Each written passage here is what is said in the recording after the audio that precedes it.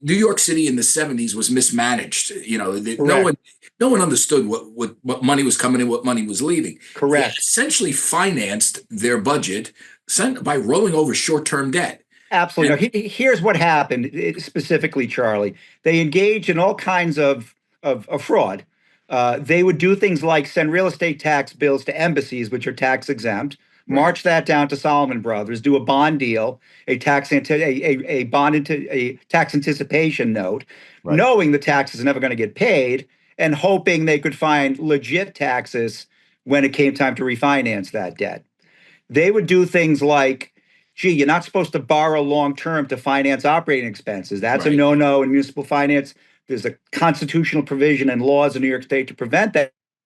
They did things like saying, well, gee, teachers have a 30-year career, and let's say 10% of teachers' expense is lifetime training, which we should count as a capital asset. So they would borrow in the long-term market to pay Right. teachers' Or salaries. they would finance their long-term liabilities with short-term debt, which is Correct, which is what they did. But let me just Yep. just frame this, and then I want Sure. your thoughts now. Sure. That was fiscal mismanagement writ large. The banks then said, we're not buying the debt anymore because we don't know where the money's going.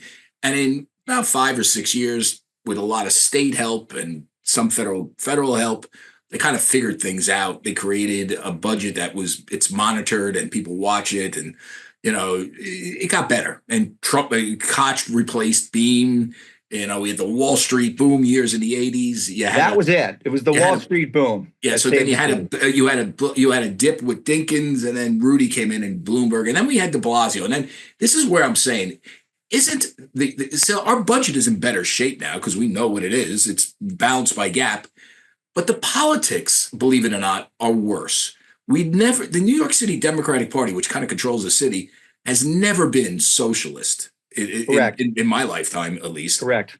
It is now, and it's Yes. and it's crazy socialist. Explain what that means. Sure. Now, the there were a number economy. of factors that, as you know, you lived it, that got the city in trouble in 1975, macroeconomic issues. There were two things that were specific to New York City. Not every city had a fiscal crisis in 1975. Right. There were two things specific to New York. One, which we talked about, was the chicanery in the accounting and the budgeting. The other was New York City provided services to residents, to citizens, that other cities did not, that they left to the states and they left to the private sector. New York City had a university system, a hospital system, prisons, courts, all run by the city.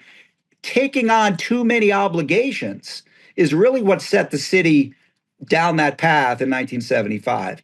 And you see that now with Mr. Mamdani, who's looking to build supermarkets, who wants universal childcare for everyone, I guess, until you're an adult, and all sorts of traditional services that were left to other governments or to the private sector.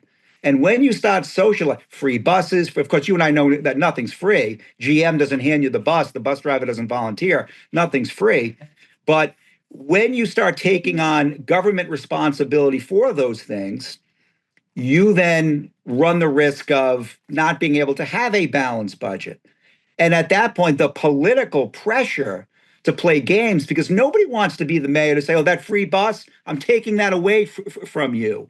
The child care, I'm taking that away from you. So when government gets too large, the incentives to play games with the books becomes almost overwhelming. Bob, do you want to jump in here? Sure. So what do the unions do?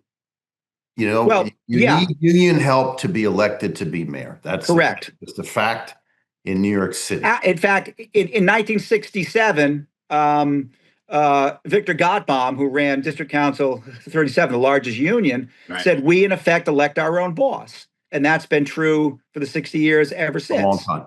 So, correct. So they look at a candidate like Mamdani, who, has unicorn type stuff and rainbow type stuff. And I don't mean rainbow in terms of the maybe LGBTQ. Yeah, I don't mean it that way. I mean, no, right. You mean rainbow like pie in the sky. Yeah, because we're using kind of fairy tale money examples.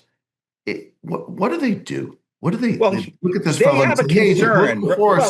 and he's mastered the modern political campaign. He did a great job at defeating the old machine. He sure did. And he's he almost did. like And AOC 2.0. I mean, she sort of exactly. started in social media. He's taken it to another He level. took it to another level. And Yep. so we ignore this. And I say we because I would certainly vote for Cuomo over him any day of the week. Absolutely. All day, every day. Flaws and all. Don't care.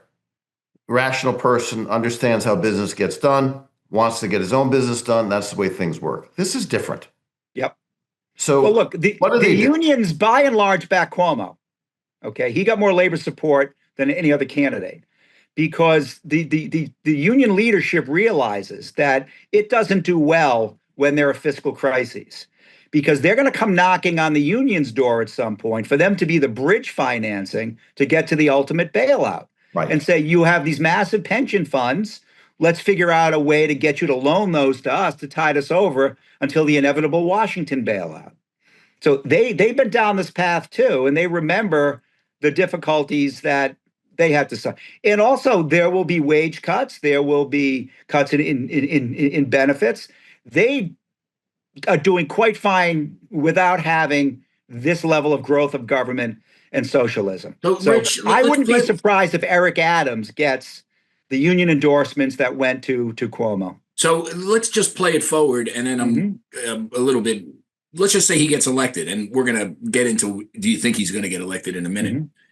What happens? Do businesses walk out day one? It's easier to leave now than ever before. Absolutely. Now, in 75, Wall Street couldn't leave because you had a requirement. They actually traded stocks in the New York Stock Exchange, so you had to be there. Investment banks, there were rules that you had to have an office in New York City. The balance sheet banks, there was no unfettered interstate branch banking in those days. You sort of had to be in New York where the deposits were. That's over now. You can literally flip the switch on the computer on Friday in Manhattan and flip it on in West Palm on Monday and seamlessly exit. Okay. And you were at those events, Charlie, that we heard Jamie Dimon and Larry Fink all say, well, we haven't cut employment in New York City. Our growth has been in other states, principally Texas and Florida. Right. So if you start taxing businesses, and he wants to have a corporate tax rate of 11% on businesses and have a 2% surcharge on anyone with an income, individual taxes over $1 million, the competitive dynamics of making it more advantageous to move elsewhere are going to become overwhelming. Now, as you know, the mayor cannot really raise taxes, even city taxes unilaterally. Needs the state. The state has. I don't think Albany's much better.